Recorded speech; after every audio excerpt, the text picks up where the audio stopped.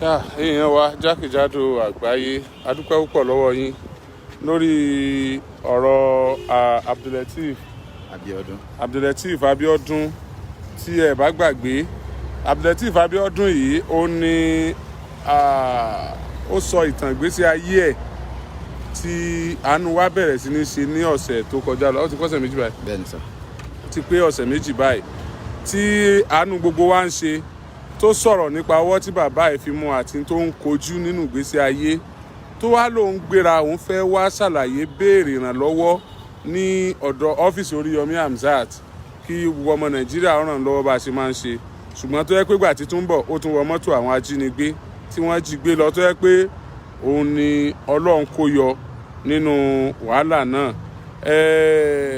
Àwọn nǹkan tí a ṣe àdéhùn fún tó lóun nílò òun náà ni Ọlọ́run ti ṣe, tí ó ti wà ńlẹ̀ yìí tí a ti rà tó sì ti wá gbé nǹkan rẹ̀. Kódà kì í ṣe pé a rà á, òun náà a pè wá látọ̀yọ́, ó sì a ní kí wọ́n mú lẹ́yìn lọ, ó sì ń sọ àwọn tó fẹ́, a sì gbìyànjú láti rà á fún un.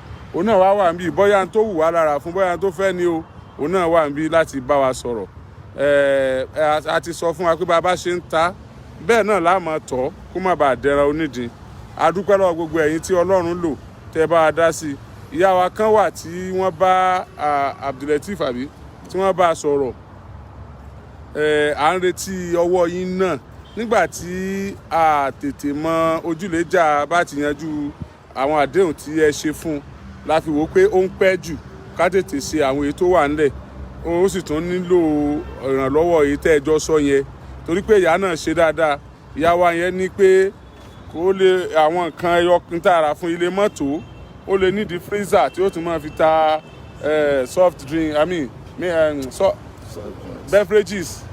Ó lè nídìí freezers tí ó fi máa ta beverages. Ó lè nídìí àwọn nǹkan míì tí ó tún máa ṣe mọ́. Wọ́n wá bi léèrè pé kí ni ó tún lè máa ṣe mọ́. Ó ní tóun bá láǹfààní sí boutique tó lè tún máa ta aṣọ níbẹ̀. So wọ́n dẹ̀ jọ sọ̀rọ̀, ṣùgbọ́n à ń retí wọn láti ràn wá lọ́wọ́ lórí ẹ̀. Àwa rí pé ó ń pẹ́ jù, àwa la rí tí wọn àti ìrí wọn bá sọ̀rọ̀. Bóyá wa ń pè wọ́n kò wọlé, àwọn náà ń pè wá, wọn tí ìrí wa bá sọ̀rọ̀ ni. La fi ní ká kọ́kọ́ yanjú èyí tí ẹ̀yin ọmọ Nàìjíríà tẹ́ rán wa sí Abdulateef àti ìwọ̀n tọ́lọ́ ní káwa náà ò lè fi gbọ́nwọ́ ká fi kún. Ẹ jẹ́ mọ́ bílẹ̀ àwọn béèrè kọ̀ọ̀kan. Kí lè léyìí? Generator ni sà. Generator ni? Bẹ́ẹ̀ni sà. Ok. Eléyìí ni keyboard àbí? Bẹ́ẹ̀ni sà. Wọ́n tún ra laptop náà? Bẹ́ẹ̀ni sà. Eléyìí kọ́? Photocopier machine. Photocopier machine. Desktop lélẹ́yìí àbí? Bẹ́ẹ̀ni, desktop àti CPU. Àti CPU. Yeah.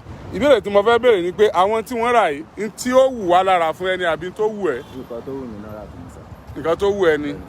So pẹ̀lú àwọn eléyìí o sì lè máa manage life wẹ́rẹ́wẹ́rẹ́. Wá dúpẹ́ lọ́wọ́ gbogbo àwọn tọ́lọ́run lò tí wọ́n bá wa gbọ́nwọ́ sí àsùnwọ̀n tí Ọlọ́run ní kí ọ̀rọ̀ fi rí bẹ́ẹ̀. Wọ́n wà ní Nàìjíríà, wọ́n wà ní káàkiri Áfíríkà, wọ́n tún wà ní Europe, wọ́n wà ní Amẹ́ríkà, Canada kankan, wọ́n wà ní Germany, gbogbo àgbáyé, wọ́n wà ní Asia country, wọ́n wà ní Dubai, ní Saudi Arabia, ní Turkey, ní kò síbi wọn ò sí jákèjádò àgbáyé. Àwọn olólùfẹ́ Oriyomi Hamzat, dúpẹ́ púpọ̀ lọ́wọ́ wọn kó o sì ṣàdúrà fún wọn despite pa wà ní lockdown tọ́pọ̀lọpọ̀ nínú wọn ò ṣiṣẹ́, wọ́n sì tún ràn ọ́ lọ, wọ́n tún ràn wá lọ́wọ́ lórí ọ̀rọ̀ rẹ̀. Ó yá dúpẹ́ púpọ̀ lọ́wọ́ wọn.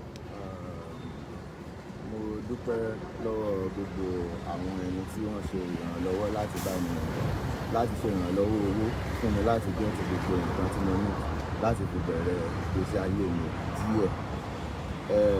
Ọlọ́run á jẹ́ kí ọwọ́ gbogbo yín máa lọ sí òkè. Then Alhaji wa Oriyomi Hamzat, òkè lẹ́ẹ̀máa lọ ẹ̀mí wálẹ̀. Ẹni tí yóò tún ṣe yín lóore òkè báyìí lọ sà. Ọlọ́run ò ní pa ẹni náà báyìí. Àmín, àmín, àmín. Nítorí wípé kí ọmọ yòókù dá olè ń bá káàkiri tí yóò ní bàjẹ́. Àmín. Àǹtí mi Dúpẹ́ Elizabeth, mo rí yín o, ẹ ṣeun o. Kúlílà màmá lè kàlùmọ́ تؤتي ممن تشاء وتنزل ممن تشاء وتعز من تشاء وتذل من تشاء بيدك الخير إنك على كل شيء قدير تولج الليل في النهار وتخرج النهار في الليل وتخرج الحي من الميت وتخرج الميت من الحي وترزق ما تشاء بغير حساب. So Ọlọ́run máa bùkún gbogbo wa. Ọlá iná àfẹ́mi. Bismillahirrahmanirrahim. Eléyìí tí mo fẹ́ ṣe yìí mi ní gbé lójú screen nítorí pé a tún gbọ́dọ̀ máa endanger life arákùnrin yìí pẹ̀lú tójú ẹ̀ ti rí, ṣùgbọ́n owó tí ó fi gba shop ìyẹn náà ti wà ńlẹ̀ tá a kó fún un, ṣùgbọ́n mi ní ṣe yẹn lójú screen. Owó shop ẹ̀ ó ti wà ńlẹ̀, ó wà lọ́wọ́ mi bí mo ṣe wà yìí, ṣùgbọ́n mi ní gbé sójú screen. Kìí ṣe torí ẹ̀yin èèyàn gidi, kìí ṣe torí ẹ̀yin èèyàn alálùbáríkà, kìí ṣe torí ẹ̀yin onínú dídùn ọlọ́rẹ, ṣùgbọ́n torí àwọn mọ́sàǹfààní èèyàn kan tí wọ́n wà láwùjọ wa, tí wọ́n irú àwọn tí wọ́n jí gbé ń jò ní, kí wọ́n mọ̀ lọ máa tírèlì ẹ̀ pé àwọn ò gbowó lọ́wọ́ rẹ̀. So tẹ́wọ́ lábẹ́ aṣọ, kò sí bó ṣe tẹ́wọ́ lábẹ́ aṣọ tí ò ní fẹ́ràn. Tá a bá ti parí, a kó owó ṣọ́ọ̀pù ẹ̀ fún. Agbára Ọlọ́run, ogun tó bá ń fi iṣẹ́ ìṣe, Ọlọ́run á jẹ́ ó pé ẹ o. Ìwọ náà dẹni tí ó tún máa fún yàn lágbára Ọlọ́run. Congratulations, congratulations, congratulations. So lórúkọ Abdulateef, Abdulateef kí ni? Abdulateef Abiodun, a dúpẹ́ lọ́wọ́ gbogbo ẹ̀yin tẹ́ ràn wá lọ́wọ́ lórí ọ̀rọ̀ rẹ̀ o. Bákan náà lórúkọ Oriyomi Hamzat Rescue Mission Foundation ní Nàìjíríà àti jákèjádò gbogbo àgbáyé, a dúpẹ́ púpọ̀ lọ́wọ́ yín o. Thank you so much. Ọ̀rọ̀ Abdulateef Abiodun ó ti yanjú, Ọlọ́run yanjú ọ̀rọ̀ gbogbo wa o. Ẹ ṣeun gan ni, ẹ ṣé o.